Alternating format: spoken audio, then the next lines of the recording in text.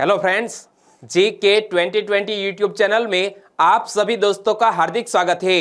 आज मैं एक यूनिक वीडियो लेकर आया हूं और यह वीडियो है टोक्यो ओलंपिक 2020 का। जी हाँ, टोक्यो ओलंपिक 2020 से लेकर जितने भी वन लाइनर क्वेश्चन बन सकते हैं, मोस्ट इंपोर्टेंट है, ऐसे 30 क्वेश्चन की चर्चा आज हम इस वीडियो में करने वाले हैं। और यह वीडियो आपने लास्ट तक देख लिया तो मान करके चलिए आने वाली एग्जामिनेशन में आपका 1 मार्क्स पक्का समझो। चलिए बिना वक्त गवाए स्टार्ट करते हैं पहले क्वेश्चन से। पहला क्वेश्चन, टोक्यो ओलंपिक 2021 का शुभंकर क्या है? टोक्यो ओलंपिक 2021 का शुभंकर है मीराई तोवा और सोमाइटे। और यहां पर इमेज आप देख सकते हैं, मीराई तोवा टोक्यो ओलंपिक। जी हां दोस्तों, ग्रीष्म ओलंपिक जो टोक्यो में आयोजित हुआ, इसका शुभंकर है मीराई तोवा। लेकिन एग्जामिनेशन में क्वेश्चन पूछ लिया जाए टोक्यो पैरालंपिक 2020 का शुभंकर क्या है, तो हमारा आंसर आ जाएगा सोमाइटे। क्लियर। दूसरा क्वेश्चन, टोक्यो ओलंपिक में भारत के कितने खिलाड़ियों ने उद्घाटन समारोह में शिरकत की? दोस्तों, कोविड-19 के कारण बहुत से खिलाड़ियों ने उद्घाटन समारोह में हिस्सा नहीं लिया था, तो हमारे भारत का दल कितना? 20 सभ्यों का था। उद्घाटन समारोह में भारतीय 20 सभ्यों ने शिरकत की थी। और आगे मैं आपको बताऊं तो तीसरा क्वेश्चन है आपकी स्क्रीन पर। टोक्यो में ओलंपिक समापन समारोह में भारत की तरफ से ध्वजवाहक कौन थे? दोस्तों, मोस्ट इंपोर्टेंट क्वेश्चन है। कल ही 8 अगस्त को टोक्यो ओलंपिक 2020 का जो समापन समारोह था वो रंगारंग समाप्त हुआ, आतशबाजी के साथ समाप्त हुआ, जिसमें हमारे भारतीय दल के ध्वजवाहक कौन थे? हमारे भारतीय दल के ध्वजवाहक थे भारत के स्टार पहलवान बजरंग पुनिया, जिन्होंने टोक्यो ओलंपिक में ब्रॉन्ज मेडल जीता है। क्या? टोक्यो ओलंपिक में ब्रॉन्ज मेडल जीतकर देश का गौरव बढ़ाया। ऐसे बजरंग पुनिया समापन समारोह के ध्वजवाहक थे। चौथा क्वेश्चन, टोक्यो ओलंपिक खेलों में ओपनिंग सेरेमनी के लिए भारतीय दल का ध्वजवाहक किसको चुना गया? यह भी तो क्वेश्चन बन सकता है कि टोक्यो ओलंपिक का जब उद्घाटन हुआ तो ओपनिंग सेरेमनी में भारतीय दल के ध्वजवाहक कौन थे? 2 व्यक्ति थे। इमेज आप देख सकते हैं, एक तरफ है मीराबाई चानू और दूसरी तरफ है मनप्रीत सिंह। और यहां कुछ मनप्रीत सिंह। क्लियर। तो दिग्गज मुक्केबाज MC मैरीकॉम और हॉकी के कप्तान मनप्रीत सिंह हमारे ये टोक्यो ओलंपिक में ओपनिंग सेरेमनी के ध्वजवाहक थे। क्लियर। ओके। पांचवा क्वेश्चन, टोक्यो ओलंपिक में इस बार कितने नए खेलों को शामिल किया गया? इस क्वेश्चन पर स्टार लगा दीजिए, क्योंकि एग्जामिनेशन में छपेगा यह क्वेश्चन कि टोक्यो ओलंपिक में इस बार कितने नए खेलों को शामिल किया गया? 4 नए खेलों को शामिल किया गया है। कितने? 4 नए खेलों को शामिल किया गया। इमेज आप देख सकते हैं, 1, 2, 3 और 4 नए खेलों को शामिल किया गया। और उनके नाम क्या है वो भी मैं आपको बताऊंगा, लेकिन आने वाले अगले क्वेश्चंस में। ओके। छठा क्वेश्चन, ओलंपिक खेलों में शामिल 4 नए खेल कौन कौन से हैं? वो भी तो क्वेश्चन बन सकता है। तो यह ओलंपिक में शामिल 4 नए खेलों के नाम है स्केटबोर्डिंग। और इमेज के जरिए पहचानिए कौन सा खेल है जहां पर आपको स्केटबोर्डिंग करते हुए कोई नजर आते हैं? तो यह है स्केटबोर्डिंग। सर्फिंग, सर्फिंग किसे बोलते हैं? यह है सर्फिंग। स्पोर्ट्स क्लाइंबिंग, यहां इमेज में आप देख सकते हैं स्पोर्ट्स क्लाइंबिंग। और यह है जापान का परंपरागत क्या? कराटे कुंग फू। यानी कि 4 नए खेलों को टोक्यो ओलंपिक में शामिल किया गया है। दोस्तों याद रख लीजिए, स्केटबोर्डिंग, सर्फिंग, स्पोर्ट्स क्लाइंबिंग और कराटे। क्लियर। Very nice. 7वां क्वेश्चन, कौन से खेल की टोक्यो ओलंपिक में 13 साल बाद वापसी हुई? टोक्यो ओलंपिक में एक ऐसा खेल था जो 13 साल बाद वापस आया है। कौन सा खेल था? यह खेल था बेसबॉल। क्या? बेसबॉल की टोक्यो ओलंपिक में 13 साल के बाद वापसी हुई है। यानी कि इस क्वेश्चन का सही आंसर है बेसबॉल। और दोस्तों वीडियो अच्छा लगता है तो वीडियो को लाइक कीजिए और आपके दोस्तों को इस वीडियो की लिंक शेयर करना मत भूलिएगा। चलिए आने वाला अगला क्वेश्चन है 8वें नंबर का। टोक्यो ओलंपिक की शुरुआत कब हुई? टोक्यो ओलंपिक की शुरुआत कब हुई? दोस्तों आपको तारीख याद होगी। टोक्यो ओलंपिक की शुरुआत हुई है 23 जुलाई से। 23 जुलाई को शुरुआत हुई और 8 अगस्त को समाप्त हुआ, यानी कि इस क्वेश्चन का सही आंसर है 23 जुलाई। नवा क्वेश्चन, टोक्यो के खेल कितने पदक स्पर्धाओं के साथ अब तक का सबसे बड़े खेल महोत्सव हुआ? दोस्तों याद रख लीजिए कि टोक्यो ओलंपिक 2020 संपन्न हुआ, लेकिन यह अब तक का मेडल के मामले में सबसे बड़ा खेल महोत्सव। कितने मेडल? दोस्तों याद रख लीजिए आंकड़ा 339। कितने?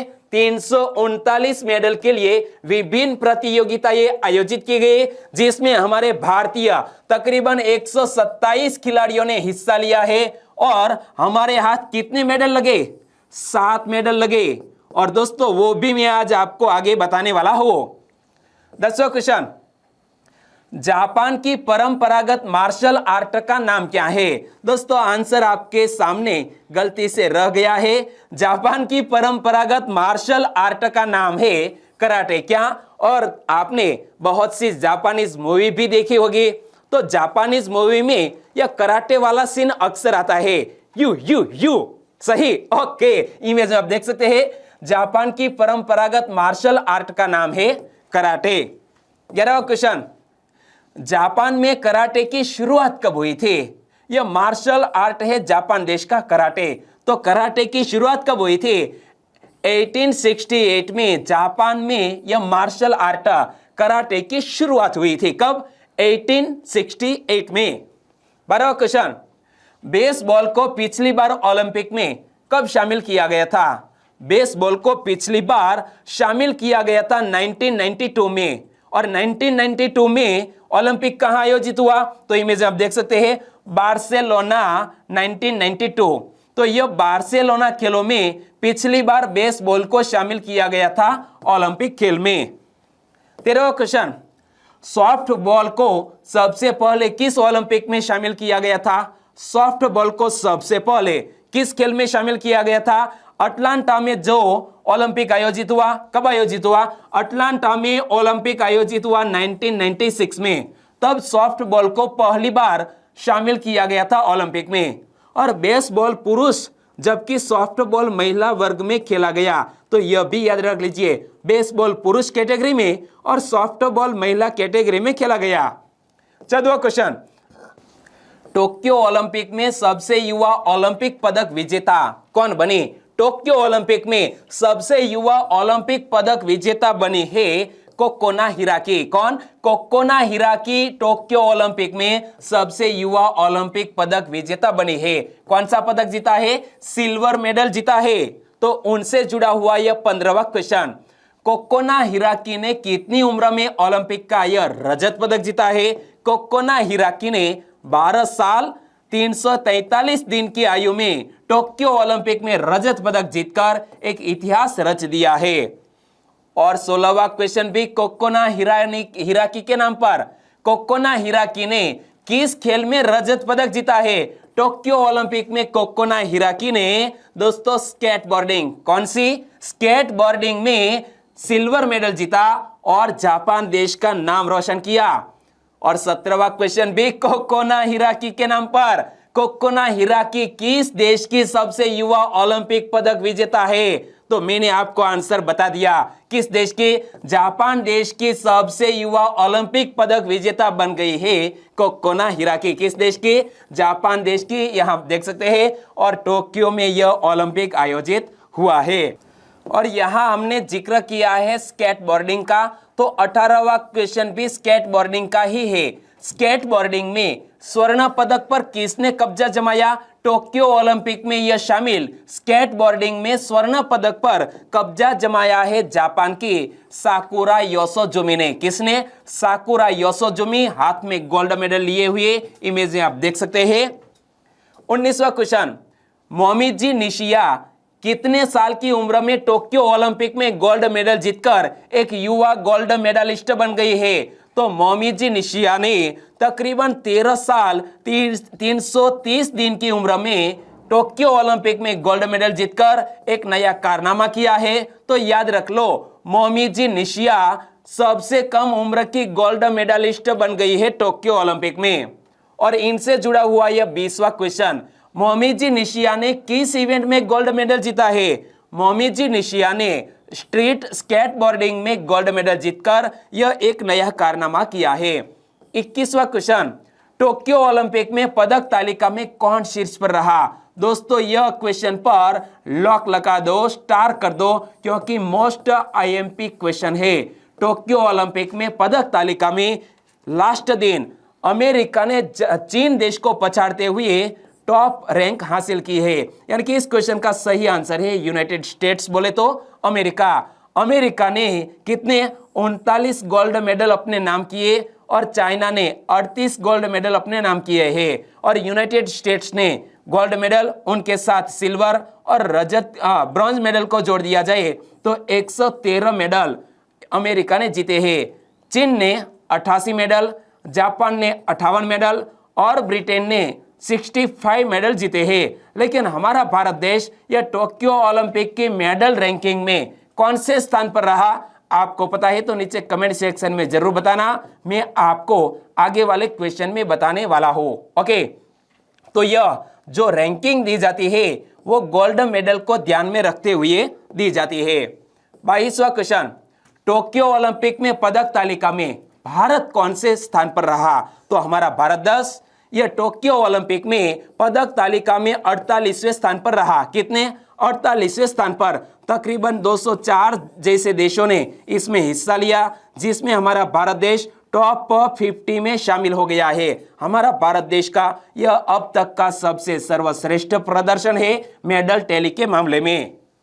23वां क्वेश्चन, मेडल के संदर्भ में भारत का अब तक का सर्वश्रेष्ठ प्रदर्शन किस ओलंपिक में रहा? यह क्वेश्चन एग्जामिनेशन में पूछ लिया जाए तो भी हमारा आंसर होना चाहिए कि मेडल के संदर्भ में भारत का अब तक का सर्वश्रेष्ठ प्रदर्शन टोक्यो ओलंपिक 2020 में रहा है। क्या? टोक्यो ओलंपिक में रहा है। कितने मेडल भारत ने जीते हैं? 7 मेडल। और यहां पर देखिए, India's best ever medal tally, bronze medal 2000 में एक ही ब्रॉन्ज मेडल जीता था, 2004 में एक सिल्वर मेडल जीता था, 2008 में 3 मेडल जीते थे, इसमें अभिनव बिंद्रा ने गोल्ड मेडल जीता और 2 ब्रॉन्ज मेडल हमारे नाम आए थे, विजेंदर सिंह और सुशील कुमार की ओर से।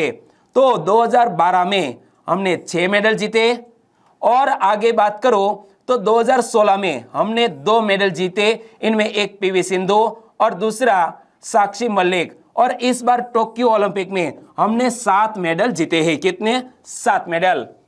24वां क्वेश्चन, टोक्यो ओलंपिक में व्यक्तिगत रूप से सबसे अधिक पदक किसने जीते हैं? टोक्यो ओलंपिक में बहुत सी इवेंट आयोजित की गई जिसमें व्यक्तिगत रूप से सबसे अधिक पदक जीतने वाले एक तैराक है जिसका नाम है कैलेब ड्रेसल। क्या?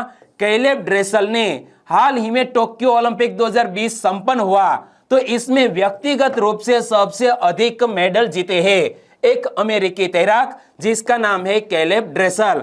तो यह भी तो क्वेश्चन बन सकता है। 25वां कि ओलंपिक के एक ही संस्करण में सबसे अधिक गोल्ड मेडल जीतने का रिकॉर्ड किसके नाम पर है? टोक्यो ओलंपिक जो आयोजित हुआ तो इनसे पहले भी बहुत से ओलंपिक आयोजित किए गए, इसमें एक ही संस्करण में सबसे अधिक गोल्ड मेडल जीतने का रिकॉर्ड किसके नाम पर है?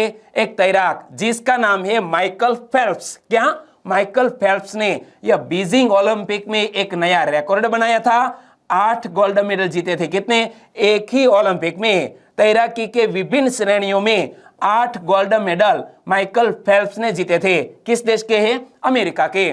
तो 25वां क्वेश्चन याद रख लो, ओलंपिक के एक ही संस्करण में सबसे अधिक गोल्ड मेडल जीतने का रिकॉर्ड किसके नाम पर है? महान तैराक माइकल फेल्प्स के नाम पर। और बीजिंग में रिकॉर्ड 8 स्वर्ण पदक जीतकर एक नया कारनामा किया था।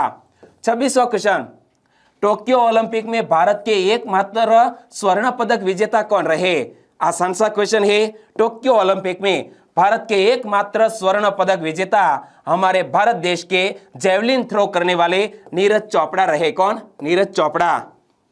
27वां क्वेश्चन, टोक्यो ओलंपिक में भारत के रजत पदक विजेता कौन कौन थे? तो यहां 2 नाम आएंगे कि रजत पदक टोक्यो ओलंपिक में किसने दिलाया है भारत देश को? 2 ने दिलाया, एक है मीराबाई चानू और दूसरे हैं रवि दहिया। दोनों ने यह टोक्यो ओलंपिक में भारत को रजत पदक दिलाकर देश का गौरव बढ़ाया है। दोनों को कांग्रेचुलेशन।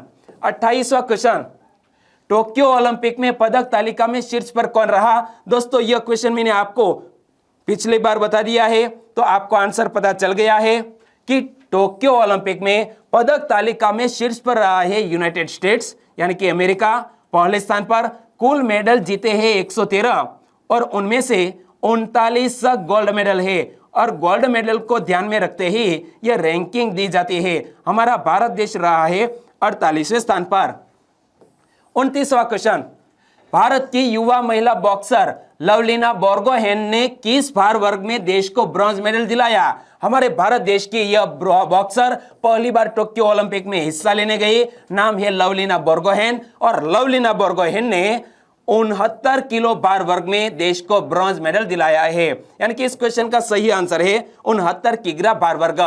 30वां और लास्ट क्वेश्चन, 2024 का ओलंपिक कहां आयोजित होगा? दोस्तों 2020 का संपन्न हुआ है और 2024 का ओलंपिक आयोजित होगा फ्रांस की कैपिटल पेरिस में। कहां? फ्रांस की कैपिटल पेरिस में 2024 का ओलंपिक गेम्स आयोजित होगा। 2028 का ओलंपिक गेम्स आयोजित होगा लॉस एंजलिस में। कहां पर? लॉस एंजलिस में। और 2032 का ओलंपिक कहां आयोजित होगा? बुडापेस्ट में आयोजित होगा। तो आने वाले तीनों ओलंपिक के बारे में मैंने आपको बता दिया। और जब 23 जुलाई को स्टार्ट हुआ टोक्यो ओलंपिक और 8 अगस्त को संपन्न हुआ, तो जब भी महत्वपूर्ण घटनाएं हुई उनके बारे में करंट अफेयर में मैंने आपको बताया है। आप सबको पता है कि हमारी GK 2020 जो यूट्यूब चैनल है वो डेली करंट अफेयर का वीडियो आपको अर्ली मॉर्निंग 4 बजे प्रोवाइड करती है। और आपने अभी तक नहीं देखे हैं तो कोई भी वीडियो देखकर आप अंदाजा लगा सकते हैं कि यह क्वालिटी की दृष्टि से कितना इंपॉर्टेंट है। ओके, तो चलिए आज का वीडियो खत्म करते हैं। वाकई में यह यूनिक वीडियो आपको अच्छा लगा है तो वीडियो को लाइक कीजिए और आपके दोस्तों को फेसबुक, व्हाट्सएप या टेलीग्राम के जरिए इस वीडियो की लिंक शेयर करना मत भूलिएगा, क्योंकि हमारा यह वीडियो ट्रेंड में आना चाहिए और वो आप पर डिपेंड करता है। सपोर्ट करेंगे ना? Thank you so much. Good bye.